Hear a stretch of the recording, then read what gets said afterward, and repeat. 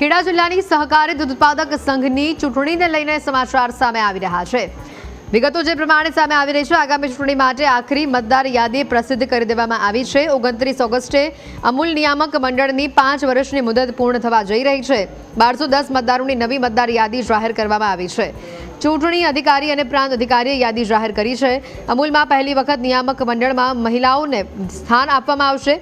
મહિલાઓ માટે પેટલાદ અને ઠાસરા બેઠક અનામત રાખવામાં આવી છે। આવતીકાલે ચૂંટણી અંગેનું સત્તાવાર રીતે જાહેરનામું પણ પ્રસિદ્ધ કરવામાં આવશે।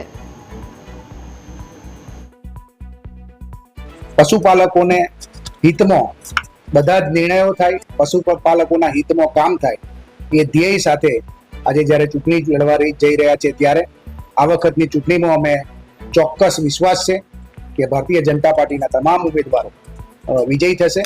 અમૂલની અંદર ફરી એક વખત ભારતીય જનતા પાર્ટીનું શાસન આવશે અને જે મૂળ જે પશુપાલકો આ દૂધ મંડળી સાથીઓ કે જે જોડાયેલા છે એમના હિતમાં આગામી વર્ષોમાં બધા સાથે મળીને કામ કરીશું એવા વિશ્વાસ સાથે આ ચૂંટણી લડવા માટે અમે જઈ રહ્યા છીએ। અમૂલ સંઘ દ્વારા કામચલાઉ મતદાર યાદી પ્રસિદ્ધ કરવામાં આવી હતી।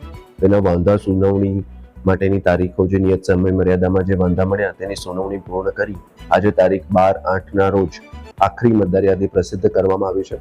આખરી મતદાર યાદીના વિભાગ 1માં કુલ 1210 મતદારો નોંધાયેલા છે, જેના આધારે હવે અમૂલની ચૂંટણી યોજાશે। આ સમગ્ર વિચારમાં જ્યારે કેન્દ્ર સરકારમાં નરેન્દ્રભાઈ મોદી એવું કહેતા હોય કે પશુપાલક, મછુઆરા અને કિસાનોનું અહિત નહીં થવા દઉં, જ્યારે વ્યક્તિગત નુકસાન મને ગમે તેટલું જાય એનો મને ચિંતા નથી, તો પશુપાલનને નબળું કરવા, ગ્રામ્ય આર્થિકતાને નબળી કરવા માટે વિદેશી તાકાતો આ દેશમાં એમનો ડેરીનો ડુપ્લિકેટ માલ ઠાલવવા માટે પ્રયત્ન કરી રહી છે, જેમાં દેશના વડાપ્રધાન એને મક્કમ રીતે નકારી રહ્યા છે અને અનેક ઘણા ટેરિફોનો સામનો આપણે કરી રહ્યા છીએ। એ સમયે ગ્રામ્ય ઇકોનોમીને ટકાવવા વધુ સારું, સક્ષમ અને એક મનવાળું નેતૃત્વ આપવા માટે અમે સૌ આવનારા દિવસોમાં ભારતીય જનતા પાર્ટી તરફથી ચૂંટણી લડવા જઈ રહ્યા છીએ।